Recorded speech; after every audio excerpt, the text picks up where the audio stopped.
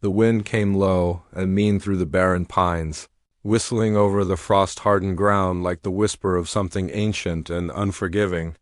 A fog clung low across the forest floor, curling around stumps and roots like a serpent waiting to strike. The dawn hadn't broken yet, but the sky glowed sickly gray with the promise of another bitter day. A black SUV sat at the edge of a remote clearing, its headlights dimmed but still cutting faintly through the fog. The engine ticked quietly, still warm from the drive, but cooling fast in the sharp mountain air. Behind the vehicle stood a man, broad-shouldered, expensively dressed in dark wool and Italian leather. His hands were clean, manicured, gloved. The shovel, however, was not. Mud clung to the blade, thick and black. And the man Alexander Kane, billionaire real estate developer philanthropist, father of two, gripped it like a man unfamiliar with manual labor, but determined to see a job through. He stood before a hole in the earth, 2 feet deep, 6 feet wide, freshly dug. The frost had made the ground hard, but money had bought him the tools, and the time to get it done. Behind him, still in the back seat of the SUV, sat 2 small figures, motionless, quiet, eyes wide and blinking in the dimness. Emily and Elena, age 7, identical in every way but voice.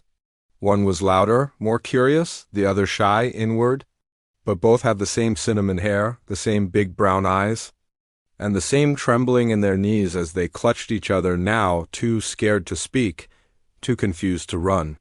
The man opened the door. "Out," he said. His voice was flat.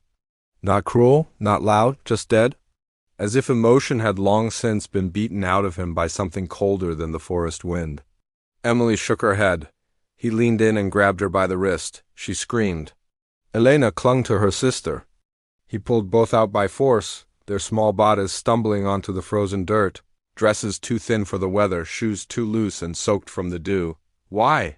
Emily cried. "Daddy, why are we here?" He didn't answer. He pointed to the hole. The twins began to sob. "You're not good," Alexander muttered, almost to himself. "You're not right. I did everything to give you a perfect life, and you gave me this." Elena's lips quivered. "We didn't do anything wrong." But he wasn't listening, or maybe he couldn't hear them anymore. His mind was somewhere else. Somewhere where everything made sense, where nothing hurt. He raised the shovel. And the girls screamed. At the edge of the clearing, hidden behind a screen of pine and shadow, stood another figure. He had watched them arrive, watched the man dig, watched the girls dragged from the car. He had not moved, not yet. A white horse, tall, muscular, regal, with flanks that shimmered like snow and eyes that burned with an intelligence, deeper than words. He stood as still as the trees, breathing slow.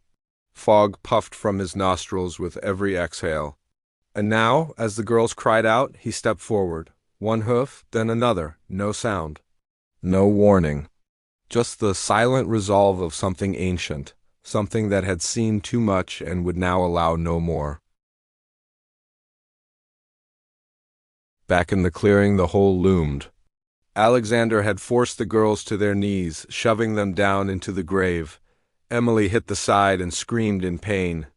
Elena wrapped her arms around her sister, shielding her. "Please, Daddy, please." "You're not mine," he muttered. "Not anymore." He reached for the first shovel of dirt. And that's when the horse charged. A blur of white, a sound like thunder and fury and the crack of divine judgment.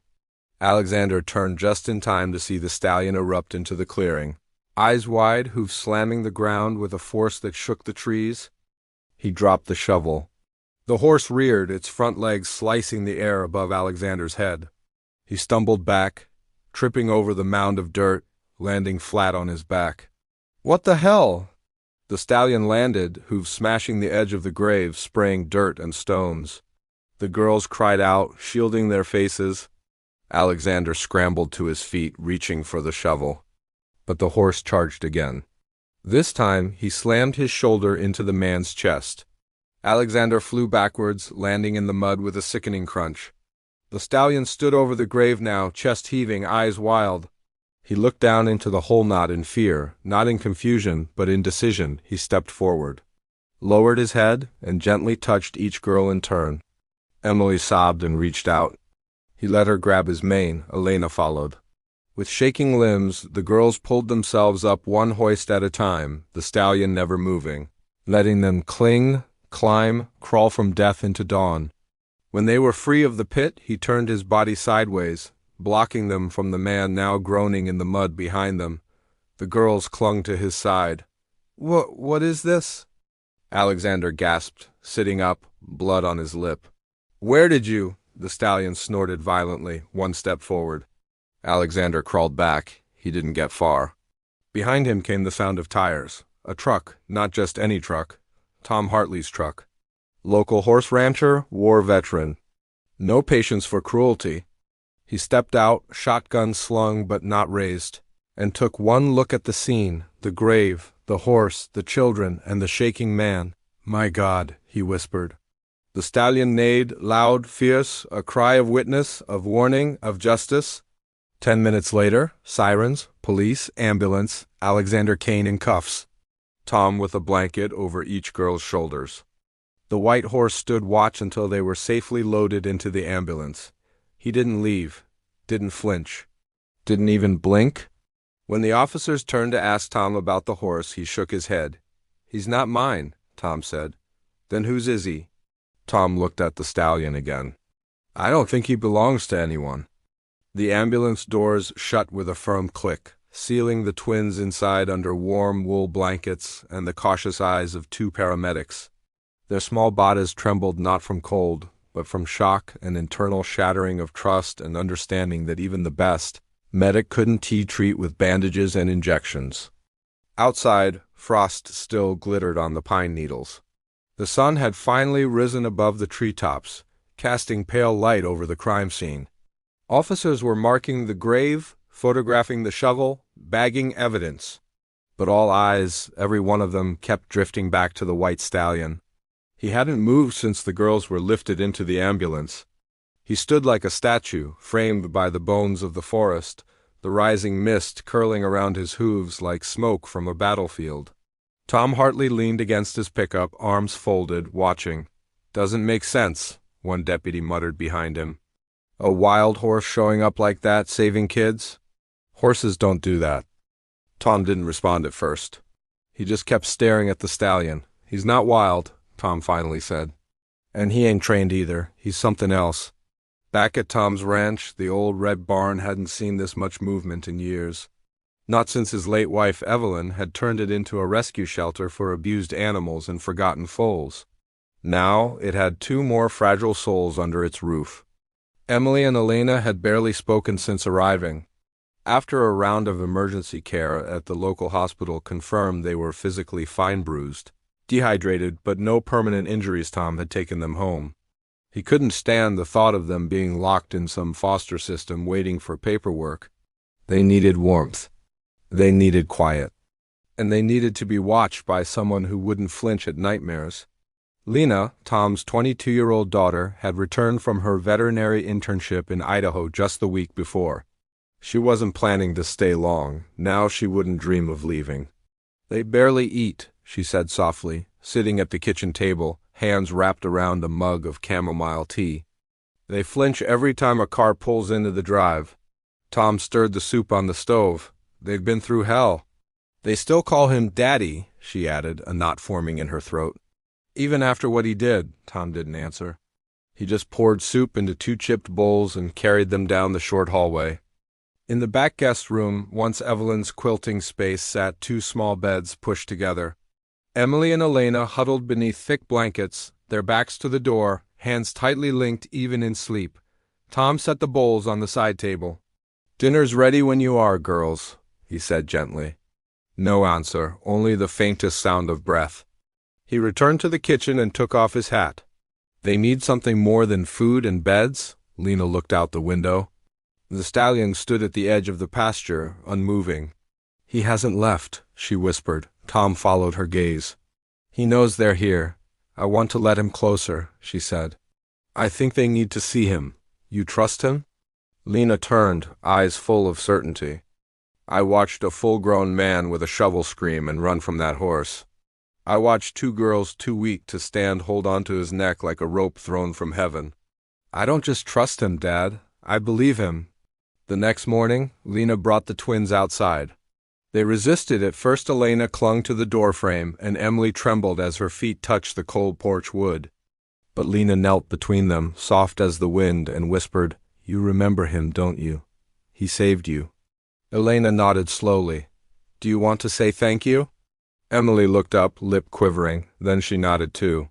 Across the field, the stallion watched them. He didn't move until they stepped into the pasture. Then, and only then, he began to walk, not fast, not loud, just forward. The wind pulled at his mane like a banner. Emily gasped and clutched Elena's hand tighter. "He's so big." "He won't hurt you," Lena whispered. The stallion stopped 3 feet away and lowered his head. The twins stood frozen. Then Emily stepped forward, hand shaking. She reached out and touched his muzzle, warm, alive, safe. Elena followed, tears spilling silently down her cheeks. The horse pressed his nose gently to each of their foreheads. Then he lowered himself, curling one leg beneath him, settling into the grass like he meant to stay all day. The girls sat beside him, no words, no fear, only quiet. And something new, healing. That night, Tom found Lena outside the barn, watching the stars. "You ever seen anything like that?" she asked. Tom shook his head. "Not in 50 years of horse work. I've read about horses who grieve, horses who remember, but this—" She looked back toward the pasture. "This is something else." Tom sighed, rubbing the back of his neck. "The sheriff said Alexander Kane's lawyers are already spinning it, claiming insanity. Stress, temporary psychosis. He dug a grave," Lena said coldly. "2 of them." "I know, but power like his, it twists everything." "Not this time," she said. "We've got the girls, the officers, the grave." "And that horse," Tom nodded. "Yeah, that horse." 2 nights later, Tom heard the screaming. He shot upright in bed. It was coming from the guest room. He grabbed his robe and hurried down the hall. Lena was already there, holding both girls as they thrashed and cried in their sleep. "No, no, Daddy, please don't, not again." "I don't want to go in the hole," Lena rocked them, tears streaming down her face. "It's okay, you're safe, you're here." Tom stood helpless in the doorway, fists clenched. The stallion neighed from the barn, low, loud, commanding, then again, like thunder. The girls froze mid-scream. They turned to the window. Elena whispered, "He's calling us." Emily whispered, "He knows." Lena nodded. "He's watching over you," the stallion neighed one last time. And the girls fell back to sleep, just like that. As if his voice was a lullaby only they could understand. The next morning, a letter came. From a law firm in New York, notice of custody petition filed. Alexander Kane versus State of Oregon. Tom crushed the envelope in his hand. "He wants them back." Lena grabbed the kitchen counter. "He won't get them." Tom nodded. "No, he won't." He looked out the window. The stallion was still there, waiting, watching, a silent promise carved into muscle and bone. And Tom whispered, almost to himself, "If he tries again, he won't walk away this time." The morning sun struggled to rise, casting long shadows across Tom Hartley's ranch. The sky was smeared in cold steel grays, not quite winter, not quite spring, and the fields crackled with frost, as if the land itself had tensed in anticipation. Tom stood on the porch, coffee steaming in his hand, staring down the long dirt road that cut through the pines like a scar. He'd been up since before dawn. Sleep came lightly now, and when it came, it brought only restless dreams. Behind him, inside the house, Emily and Elena were stirring. They hadn't had another nightmare since the horse's midnight cry broke through the last one. But Tom knew the peace was fragile, borrowed, and the world they'd escaped was still coming for them. He heard the tires before he saw the vehicle. A black luxury car, rolling slow. Too slow, Tom's jaw tightened. He stepped off the porch, letting the gravel crunch beneath his boots in warning. The car came to a stop just outside the gate. A man in a suit stepped out, tall, thin, polished. His hair was slicked back with expensive gel, and a silver tie pin caught the early sun like a blade. "Mr. Hartley?"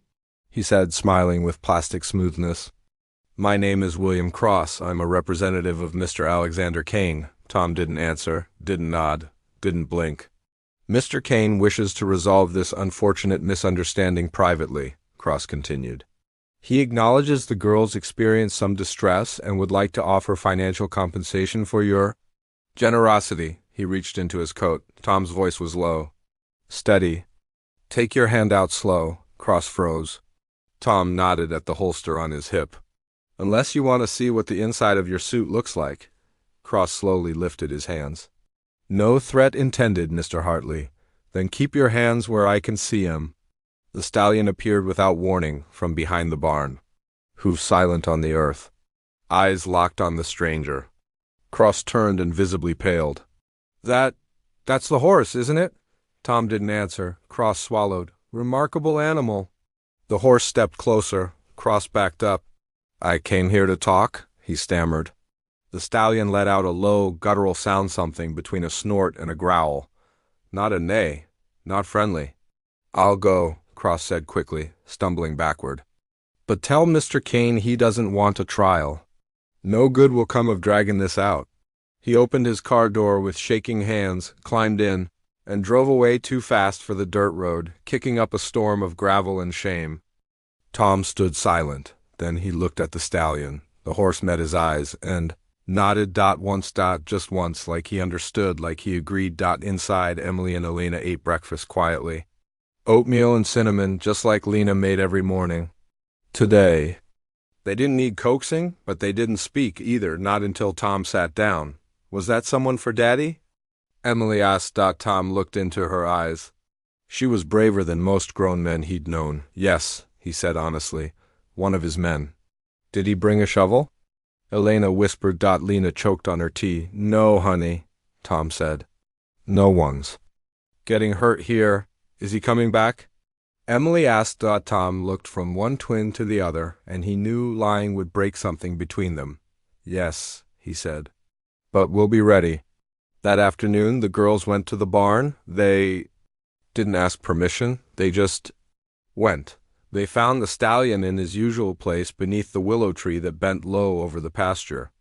The sky was darker now, clouds heavy and looming. But the horse didn't flinch at thunder, and neither did they. They sat beside him, one on each side, their tiny hands resting on his shoulders. They didn't speak. They didn't cry. They just breathed. Together. Lena watched from the fence. Arms folded. Tom joined her, silent. She used to be scared of everything, Lena said. Elena couldn't even sleep through a thunderstorm. Not anymore, Tom said. She's stronger than I was at that age, Lena said, her voice soft. She's stronger than most? They stood like that for a long time. Then Lena said, We should name him. Tom shook his head. He already has a name? Lena raised an eyebrow. He does? Tom nodded slowly. I just haven't heard it yet. 3 days later, the sheriff came with paperwork. Trial's moving ahead. He told Tom, State versus Kane, custody hearing's been pushed into criminal court. Dia thinks he can nail abandonment, attempted murder, and mental cruelty. Tom nodded. Good. Girls will need to testify. Tom stiffened. They're 7, I know. Judge said they can use video deposition. Or drawings, but they need to tell their side. Lena stepped forward. We'll help them. The sheriff turned to go, then paused. That horse of yours? Not mine, Tom corrected. Well, he's scaring the hell out of reporters. Every time they get within 10 feet, he shows up. Tom smiled. Maybe they deserve it. Sheriff tipped his hat. I wouldn't argue. That night, the storm rolled in for real. Not gentle. Not poetic. Rage. FUL. It crashed down from the mountains with wind and rain and bursts of lightning that shook the house's windows in their frames.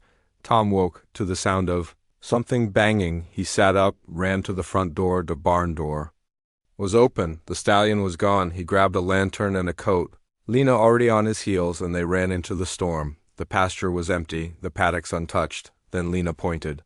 Tracks. They followed them into the trees. Branches whipped at their faces. The wind roared. The lantern flickered, then they heard it. A shout, a man's voice, then a scream. Not from the girls, from the man. Tom burst into the clearing just in time to see it. The white stallion standing over a figure on the ground. Another.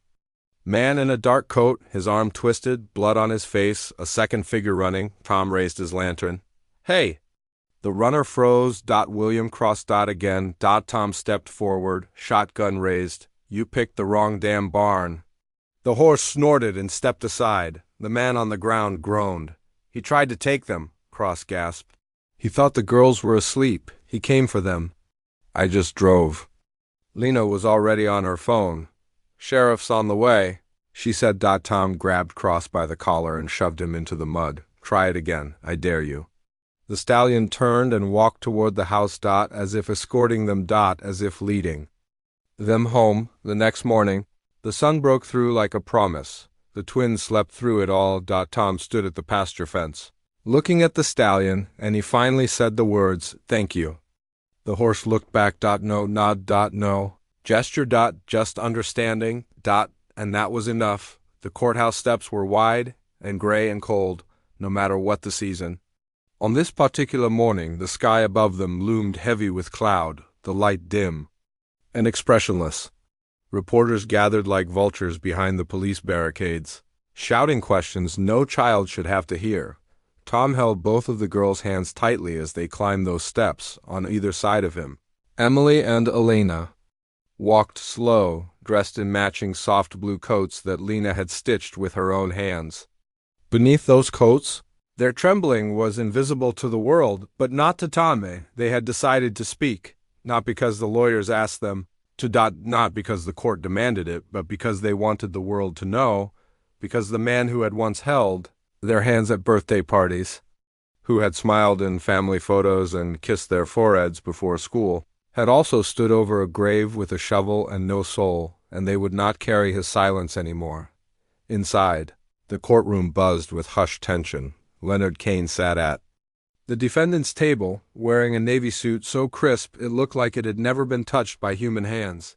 His face was still unreadable, but his eyes flickered just barely when the twins entered. Across the aisle sat Tom and Lena, Evelyn, Beatrice, and Sheriff Calvin in full uniform.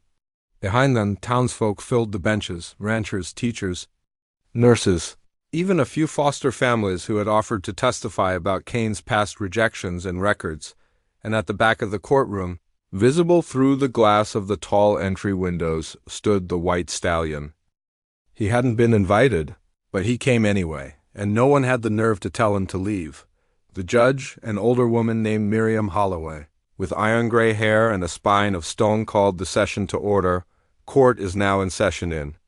The matter of the state versus Leonard Kane regarding the attempted murder of two minors, Emily and Elena Kane. Kane's lawyer stood and launched into his defense.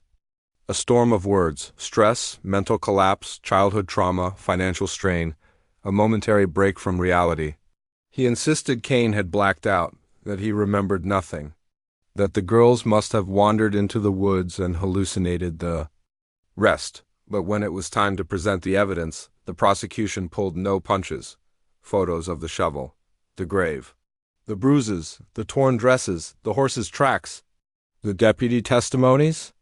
The frantic call from William Cross made minutes after the barn confrontation, and then came the drawings, Emily's and Elena's side by side, sketchbooks, the courtroom screens filled with silent, chilling images, the black SUV, the clearing, the twin outlines at the bottom of a dirt hole, the towering silhouette of their father holding a shovel, and then the horse, drawn in brilliant white, standing guard, lifting them, carrying them home. The courtroom didn't make a sound, not even the reporters.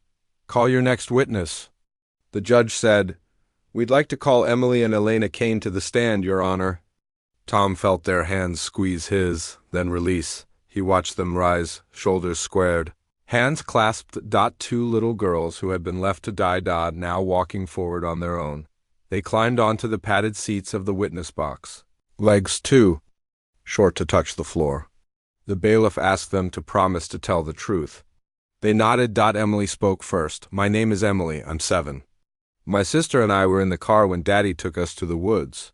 He told us we were going on a nature trip." Her voice wavered, but she didn't stop. "He made us get out. It was cold. He made us kneel in the dirt. He said we weren't right. That we ruined everything. Her eyes filled. He pushed us into a hole. Elena took over. He had a shovel. He put dirt on us. It went in our hair. In our mouths. Emily screamed and he said we needed to be quiet. Emily whispered. He didn't stop. The entire room held its breath. Then Emily added, "Until the horse came." Elena smiled faintly. He was glowing. He was angry, Emily said. But not at us. He was there to stop it. He pulled us out. He carried us. He stayed. Elena turned to the judge. He stayed. The judge called a recess outside. People wept. Lena hugged the girls tight. And Tom stepped outside. The white stallion stood just beyond the steps. Head lifted, eyes watching the doors. Tom reached out and touched his neck. You did it. He said. The horse looked away, toward the woods, toward the road, as if he sensed it wasn't over yet. And he was right, that night. Tom's landline rang at 11:42 p.m. He answered it with a grunt. "Tom Hartley?" said a voice he didn't recognize. "Yes. They're gonna try to move him. Who is this?" But the line had already gone dead. 15 minutes later, Tom was dressed, and at the barn. The horse was gone, the gate open, but not broken. Just opened. By something with hands. Or tools. He followed the tracks. Lena found him in the woods. 10 minutes later, together, they followed the trail, and what they found froze the blood in their veins. A man in a dark hoodie, lying on the ground, a broken flashlight beside him. No sign of Cain. Only the stallion standing between the downed man and a path that led deeper into the forest. His hooves were muddy, his chest was heaving, but he wasn't wounded, just watching. Lena knelt beside the man, still breathing. Conscious. Whimpering. Double quote. He said he was gonna get them back. The man rasped, said nobody would keep them from him. Tom looked to the stallion. You stopped him? The stallion didn't answer, but he didn't have to. The trees were already whispering the story. The next morning, Cain was found hiding near the highway, barefoot, bloodied, and hysterical. He claimed a ghost horse had chased him for hours. He wept, he screamed, and he was arrested again. This time, without bail. The trial resumed, but the outcome was now inevitable. The sky over the courthouse was as blue and clear as glass. The morning the verdict was read, a rare day in a long winter. Inside, the courtroom buzzed with quiet energy, not chaos, not fear, just something suspended. In time, a collective breath held. A community bracing for justice. Emily and Elena sat beside Tom and Lena, their little hands clasped together, dressed in soft earth tones stitched by Evelyn's old patterns. They had not cried this morning. They had not spoken much either. But they had woken early and dressed themselves, knowing the weight of this day, even if they didn't have the words for it. Judge Holloway entered, gavel in hand, face set in a stony calm. Court is now in session. The jurors filed in, their expressions unreadable, but the truth had been too loud, too undeniable, too real for them to turn away. The jury foreman stood. In the matter of the state versus Leonard Cain, on the charge of attempted murder, we find the defendant guilty. A gasp swept through the gallery, but the girls didn't move. They simply leaned into each other. Two halves of a soul that had survived what most wouldn't, the foreman continued. On the charge of child endangerment, guilty. On the charge of aggravated assault, guilty. On the charge of unlawful abandonment, guilty. The gavel struck like a bell. Cain didn't speak, didn't stand, didn't even flinch. His eyes looked beyond the walls, lost, dismantled. As if a part of him had never left that forest clearing. The court clerk read the sentence, life in prison. No parole. And when they led him away, handcuffed and hunched, the courtroom erupted not in applause but in a kind of breathless, trembling relief. Justice had come. And this time it stayed. Outside the courthouse, the crowd parted. Because standing at the foot of the steps was the white stallion. No reins. No saddle. No command. He had simply come. Emily and Elena ran to him. He bowed his head low, and they pressed their foreheads to his, one on each side. Photographers snapped photos. Reporters whispered, but none dared step closer. This was not their moment. It was his. In the weeks that followed, Tom's ranch became more than a farm. It became a haven. Lena filed the paperwork to turn the property into a registered sanctuary for horses, for children, for anyone who needed to be seen. Emily and Elena officially became wards of the state under permanent custody of the Hartley family. They no longer had nightmares. They no longer flinched at doors. They no longer asked when their father might come back. They knew now that family was made, not given. And theirs had been forged in fire. And faith. And hoof prints in the mud. The stallion who they named Valor chose to stay. He roamed the pasture during the day, rested in the barn at night, and visited the edge of the woods only when the wind called. Children from foster homes began visiting on weekends. Some didn't speak, some didn't laugh, but when they stood near Valor, something changed. Their breathing slowed, their fear lessened, their backs straightened. As if they knew something in this place would not let them fall. One summer afternoon, Emily found an old photo buried in a trunk in the barn loft, one of Evelyn's old keepsakes, a young horse, nearly white, standing beside a foal. On the back, in faded ink, was written, "If you're reading this, he came back. Some souls walk the earth twice." She showed it to Tom. He looked long and hard, and he didn't say a word. But later that night, he lit a candle and placed it on the old fence post beside the pasture, for Evelyn, for the lives she once saved, for the one now saving others. A year passed. Then, too, Clara's meadow was born, named for another girl, who'd once found salvation beside a white horse. The twins started school in town, arriving each morning with handmade lunches and leaving each afternoon with stories of friendship. They talked, laughed, drew pictures. And every evening, they returned to Valor. They didn't ride him. They didn't need to. He wasn't a mount. He was a monument, and he had never asked for anything, only to be near them, only to protect them. One spring morning, the pasture gate was open. Not broken. Just open. Valor was gone. No tracks. No sound. Just the soft imprint of hooves in the early grass, leading east into the light. Emily and Elena stood at the edge of the gate. They didn't cry. They didn't chase. They just stood with their hands clasped together and whispered, "Thank you." They didn't see him again, but sometimes in the barn, they'd find things moved, a brush laid neatly, a blanket pulled from a hook. And when the wind picked up just right, they swore they could hear hooves on the earth, soft and steady, still, watching, still there. Somewhere. The sign above the barn now reads, "Valor's Vigil, a refuge for the lost, a home for the chosen, a place where no child is ever buried and every soul gets to rise again." The end.